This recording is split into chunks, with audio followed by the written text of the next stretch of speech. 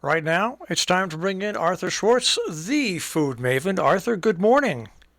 Good morning. Speaking of home chef, Yes. I have a home chef living in my building. She's from Singapore, young woman who has jettisoned a first career to become a second career home chef. She's a personal chef. Anyway, we talk food all the time, as you can imagine. She has a cute little dog that is the first thing that stopped me when they moved in, and her extremely tall husband. So I didn't know this man was her husband because Joanne is only about 5 feet tall, if that much. And this man that I met out in front of the building was 6'5". Didn't seem to go together, but they do. and and I say to Sam, oh, welcome to the building. This is a few years ago. Welcome to the building. I'm your neighbor on the other side. And I said, where did you live before here? And he said, oh, we're from Singapore. And the movie had just come out, so I, of course, had to ask him, are you one of those crazy rich Asians? And he said, in a very New York way, I have to add. He said, not so crazy. Anyway, this affluence has let Joanne follow her dream, which is to cook. Anyway, the main dish of Singapore, I've been to Singapore, let me say that, and the main dish of Singapore is something called, in Singapore, Hainanese chicken and rice. Now, Hainan, Hainan, is the southernmost island of China. It's part of the People's Republic of China. The southern part of Hainan is tropical. Well, let me say this. The island is tropical, but the southern end of the island has, apparently, I have not been, very luxurious resorts with beaches, with white sandy beaches. Sounds good to me. I like looking at it, even though I don't like going in the ocean. But anyway, some point, a Hainanese, Han Chinese, emigrated to Malaysia and Singapore. And even though this dish is, I'm sure, made in Hainan, it is the signature dish of Singapore and Malaysia. So I go to Singapore, and Singapore is a great eating town, great. And the primary among the great things are something called hawker bars, which to us would be a food court. They're buildings, or at least indoor spaces, with many food vendors. And the one that I went to, the most famous one, you'd think I'd remember the name, started with an H, too, because I remember it was alliterative and hawker, it had no air conditioning. And it also had the most famous place for Hainanese chicken. So Bob and I go, and we were on a cruise, and we went with some friends who we'd made on the cruise, and they were meeting a young Singaporean woman who had gone to college with their kid back home. So the young woman was Singaporean but educated in the U.S. So we're all sitting around. I had to wait a half an hour online in 100-degree weather, no air conditioning in the hawker bar, just to get this one plate of poached chicken with rice. It's special, I have to say. I'll get to the details in a sec. So I bring it back to the table, and I say, this is very good, to the table at large. But, I could get this in Brooklyn without waiting a half an hour in 100-degree weather. It'll be in an air-conditioned restaurant, and a waiter will bring it to the table. So the young woman from Singapore was totally disbelieving that I could possibly get anything like this in Brooklyn. And you probably can get it in Manhattan, too. So anyway, Joanne tells me this is her specialty, Hainanese chicken, and with the rice. And, of course, being on a practically no-carb diet, certainly I don't allow myself much rice. Every once in a while, I have like a quarter of a cup if I'm eating something that I really, really got to eat some rice with. And I must say that on my ketogenic diet, I don't miss pasta as much as I miss bread, which I do indulge in. Now I've decided one day a week I can have bread. And rice, because there's some cuisines that I love that really you got to have some rice. In fact, if you're Chinese, it's all about the rice. And then the other food is what you send the rice down with, your little bits of other things. And, well, seasoned. So I had Joanne make the Hainanese chicken, and it was going to be my big rice splurge because, in fact, some people just call this Hainanese rice. They feel the rice is more important than the actual chicken. The chicken gets poached. It gets cooked under a simmer, below the heat, below 212 degrees, which is when water or chicken broth begins to simmer. So the end is very, very velvety chicken meat and very gelatinous and literally melt-in-your-mouth chicken skin. And Joanne says, it's really about the chicken skin. Well, for my American friends who I invited to have this with me for lunch on Saturday, among some other things Joanne made, this was the main event, though. My friends, I think they enjoyed the meat as much as they enjoyed the skin. And judging by the leftovers, now, Joanne had hacked up the chicken into small pieces, and the rice is then cooked in the well-flavored, but not really chickeny, broth that results from cooking the chicken. I'm pretty sure she had scallions and ginger in the broth. But then you cook the rice. Now, I think actually in this case, you may actually soak the rice in the broth before you cook it. I do know that Joanne uses a rice cooker because she's made me rice before. It's always perfect. This was an extremely long-grain rice, maybe jasmine rice, and cooked in the broth from the chicken, and just served like that. And ends up, even though every single grain of rice was separate, Americans love separate rice. Every grain was separate. It still had a creamy mouthfeel to it. I'm sure as a result of cooking it with the chicken and had chicken fat that was in the broth. When I make chicken broth, I skim off all the fat, and I actually have some in my freezer right now. I'm going to use it for something on Thanksgiving. I'm not sure what yet. And I call it a soup schmaltz. Schmaltz is the fat, because it's not as good as really rendered chicken fat for cooking. It has a very high moisture content. I've skimmed it off the broth. But anyway, I serve lean broth, but this is not, I'm sure, lean broth. The chicken, which is plain, it's like boiled chicken, as I said, though, with this velvety texture, is served with dipping sauces.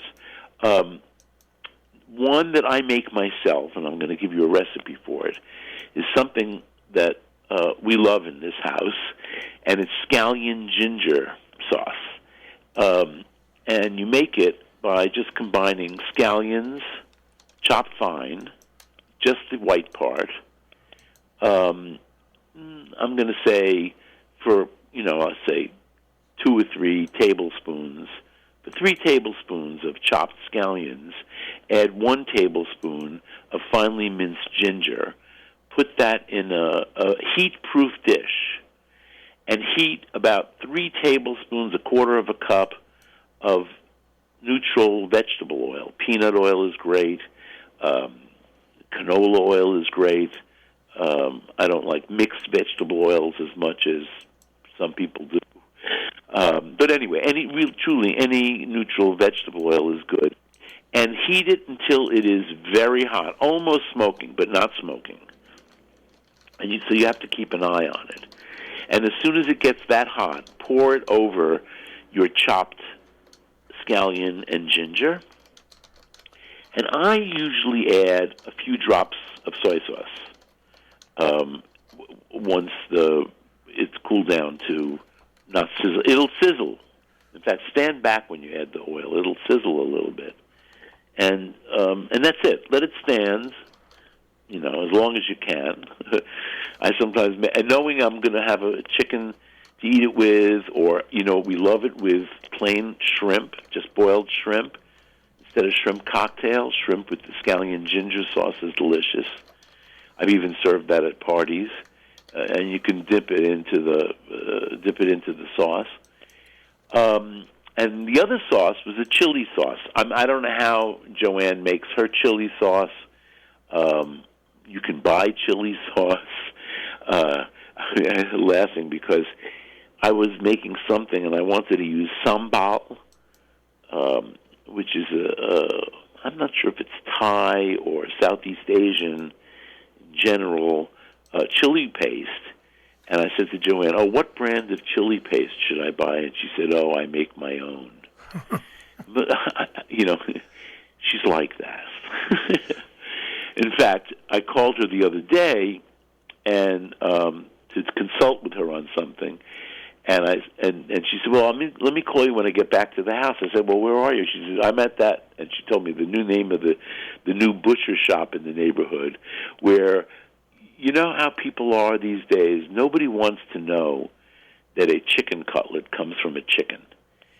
So this shop, which serves a very high-end clientele in Prospect Heights, where, one-bedroom apartments go for $1 million, they sell a lot of chicken backs. In fact, I've been in there mainly to buy chicken backs. I bought one other item that I didn't like, but a neighbor just the other day said, you got to try this or that. Anyway, so she's in there. I said, she said, I'm buying chicken backs to make broth for your rice. So there we go. Chicken broth is like an essential for so many cultures, not just my Jewish household. So anyway, so that was one thing. But we had no leftovers. Joanne makes just enough food. And we had some first courses. And with the Hainanese chicken, which is often served, by the way, with cucumbers, dressed or not dressed. When I got it in Singapore at the hawker bar, it's a mound of rice, pieces of cut-up chicken, a little container of chili sauce. I don't even remember them making the scallion ginger sauce. And sliced cucumber. So maybe that's to refresh your palate between bites of chicken with chili sauce, but which is a good idea. But we had a smashed cucumber salad. Now, I've eaten this from Joanne before, and after I ate it the first time, I said, Joanne, I'm trying to count the seeds. You have to go over all the seeds with me in this. They're really, just to say, my friends wiped it out immediately. We had no leftovers of this cucumber salad with all the different seeds, including toasted cumin seeds. So I'm going to have to ask her again for this so that I can actually do it. I'm sure it's not hard to do. You just have to know what combination of things. And the other pickle I do have left over, I was surprised, is pickled Woodier mushrooms. It's a kind of fungus, black fungus. And you buy them dried and you rehydrate them. And then she pickled them.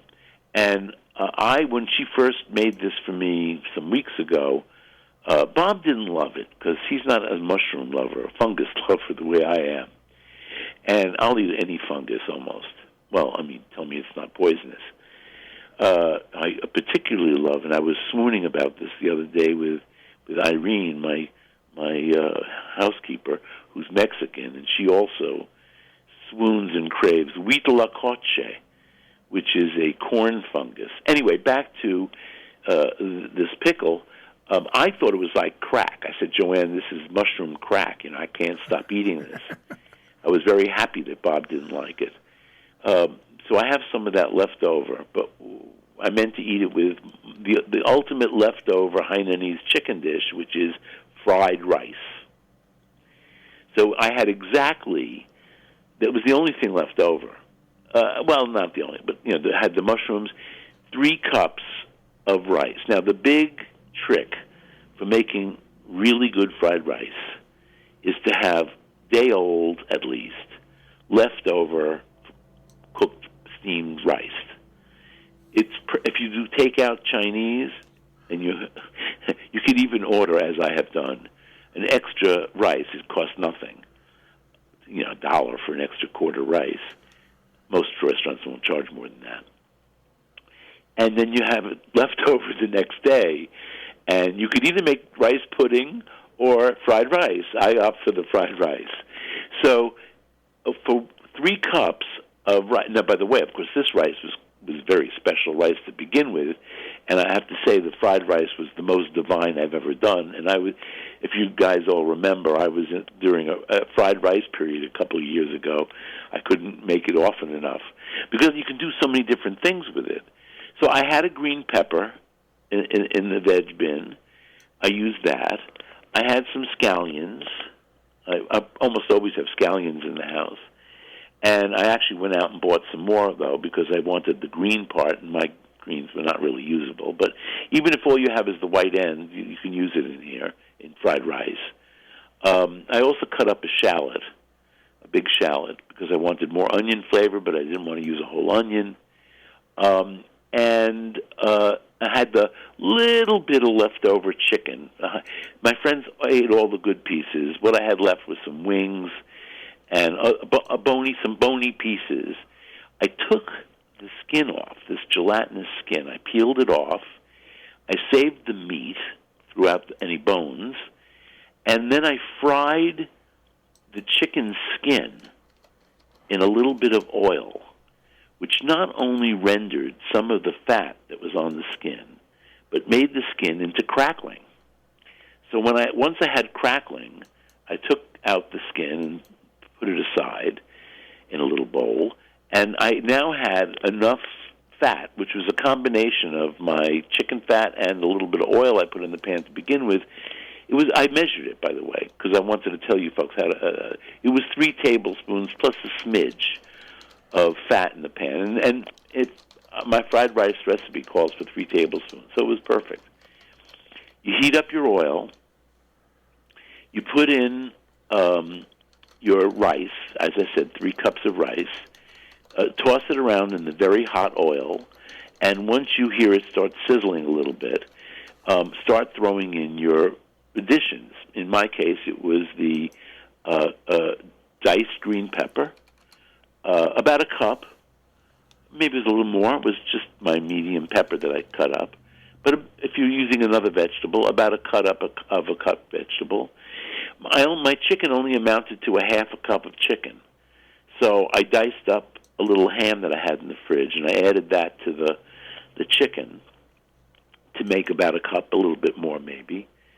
And I had about a cup worth of shallot and scallion mixed together. And then for this amount of rice, you want 3 eggs, which I beat up in a little bowl just to make scrambled eggs. Beat up with about a half a teaspoon of sesame oil, just to give it a little punch, and a big pinch of salt. So I add my additions. First, the onion and actually you can add everything. But I actually added the pepper and the onion, and I keep tossing and tossing my rice and keep cooking it until they tenderize a little bit. And then I added the ham and the chicken, and I kept tossing and tossing until everything is heated through very nicely. I push the rice to one side of the pan, and I use a very large skillet for this. If you have a wok, even better. And then I pour in my beaten eggs to the other side of the pan, and once they start setting, I push them around a bit, eventually working the scrambled egg into the rice, or the rice into the scrambled egg, You may have to chop up your egg, with the spatula for a little bit, and then just mix it in nice, and that's it. I seasoned my plateful, which was a meal unto itself, with sriracha, hot sauce. I now discover sriracha has a large quantity of sugar in it. So I'm now going to search for something as nice as sriracha that doesn't have so much sugar. And I have to look at the label. I just bought some Korean chili paste. I had trouble pronouncing this word. Gwajang. Do you know how to say this, Marshall? No, but Wajang sounds more better to me. Well, I mean, I could get up and read the label and see if I could do it, but I've done that before, and I do have trouble with it. In fact, Joanne has corrected me a few times when I've... So, great fried rice is just a great thing, I got to say. With 3 cups of rice, well, as I say, we split this because we were on our rice binge this weekend. We had the Hainanese chicken with rice, and then we had the day after fried rice, and today we're going to be back on no carbohydrates because when that, I don't know about your diet, because you do calories, which is way more sensible than what we're doing. But I have to say all my numbers are very good, says my doctor. And the diet has also, if you have arthritis, this is a good diet, I feel, because my arthritis is significantly better. Of course, a gluten-free person will tell you it's that I'm not eating gluten, and perhaps that is true.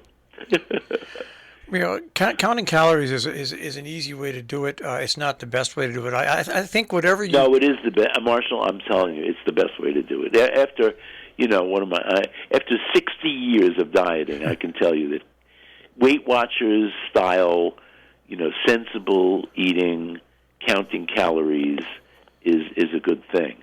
What's not good is if you count calories and all you're eating is pizza and Oreos. Yeah, but whatever, like you've been on this for a long time now, like I've been on mine, and whatever you can get into on a long-term basis, it actually isn't a diet anymore. It becomes part of your lifestyle. It's true, but I'm serious, since I'm in charge of this part of our life, I'm seriously considering changing and maybe making Thanksgiving the change day. I do not intend to be low-carb on Thanksgiving. In fact, I'm in charge of some of the carbohydrates myself. But, I'm not losing weight on this ketogenic diet. I think it does good things otherwise. And I can continue being low carbohydrate. But as I've consulted with my doctor about this, we both agree that I need to eat fewer calories if I want to lose more weight. Because you can be ketogenic and still be on a very high-calorie diet. I mean, if you're eating cream, butter, bacon, oil, it adds up. So, and unless you're extremely active to burn off those calories, which I'm not, then, you don't lose weight. So I guess I'm maintaining fine enough, even with my now 1 day a week splurge. But, my splurge varies. I had ice cream the other day. That was a big splurge. Fortunately, it was really good ice cream. And now I got to find out where it was from. It was an ice cream cake for somebody's birthday. How can I say no to that? I don't know how you can. It's Carol's birthday. It would be disrespectful not to eat her cake. That's right. That's always the great. It's right. Don't be disrespectful. That's always a good reason. There's a good reason. It's a good excuse to go off your diet, right? Yeah. But when you mention ice cream cakes, I think of that. What's that? What was that ice cream store that used to sell this? It's the same ice cream cake, but they used to decorate it differently and call it like Fudgy the Whale. Some of the snow. There was Carvel? I think it was Carvel. Yeah, that's right. It must have been Carvel. Yeah. Carvel's still in business. Yeah. Here in Brooklyn, we even have kosher Carvel. He used to live up here in our neck of the woods in Pine Plains. Mr. Carvel, Tom Carvel? Yeah. Remember him? Well, I remember him years ago. We had him for an interview because he was doing something, and to get from Pine Plains to here should take about 30 minutes. Okay. Well, with his driver, it took it took them an hour and a half. I don't know how they went, but it took I them an hour didn't know and a he half. lived in Pine Plains. Yeah, he did. Yeah. Oh, I met him a few times. Now this is I think very interesting. But Haagen-Dazs was a revolutionary ice cream when it was created by, now I got to remember, Reuben Mattis. Is his name, Reuben Mattis. And I think Reuben Mattis was another Greek guy. Anyway, the revolutionary thing about Haagen-Dazs was this very, very low percentage of air. Most American ice cream is churned and legally can be called ice cream, even with as much as 50% air churned into it. So what happens is if you don't churn air into it, it can be very greasy, a full-fat ice cream. So Reuben Mattis figured out a way to make a full-fat, high-fat, low overrun, that's the air part, ice cream, and he used great flavorings. So it became a huge luxury product. Yeah. Tom Carvel had the same low, overrun, high-fat ice cream. The only problem with Tom Carvel's ice cream was that the flavorings were not first-rate. Yeah. So even though I always loved the texture of soft-serve Carvel, and I think Reuben Mattis took it one step further so that he could make hard ice cream with the same low overrun, high fat. But Carvel was a very creative engineer, actually. He was actually a very funny guy as well. He was a nice man. Yeah. I only met Reuben Mattis when he already had Alzheimer's, except I didn't know he had Alzheimer's. I met him at a supermarket convention with his daughter, who was then, I only found out that day, running the company. And I was doing a radio program from this supermarket convention. And, I got there early so I could rustle up some guests for the radio. And I thought, Reuben Mattis. Well, who could be a better guest than the guy who invented Haagen-Dazs, which at this point it was a big deal. Right. By the way, it was all a lie. It was made in the Bronx, had nothing to do with Denmark. He marketed it by making up this name Haagen-Dazs and then putting a map of Denmark on the cover. I think at some point they had to take the map of Denmark off the cover. Anyway, so I meet Reuben and his daughter, whose first name I don't remember, and we're standing around talking. I said, could you be on the program? And he said yes. And he came with the daughter. Only then did I find out, when he was in front of a microphone, that he couldn't think anymore. And the daughter did all the talking. But, what are you going to do? All right. Well, I want you to have a good Thanksgiving. Well, and you too. I'm actually, even though I said I don't want to cook this year, I'm cooking this year, and actually I'm cooking today. A little bit. I figure if I do a little bit today and a little bit Tuesday, and then I do the drive on Wednesday, I can finish up on Thursday. I'll make the mashed potatoes on Thursday. All right. Well, happy All Thanksgiving. right. Well, everybody have a very happy, healthy, stay well Thanksgiving. All right, Arthur. Speak to you next week. Take care. Arthur Schwartz, the Food Maven, here on Robin Hood Radio, robinhoodradio.com on the web,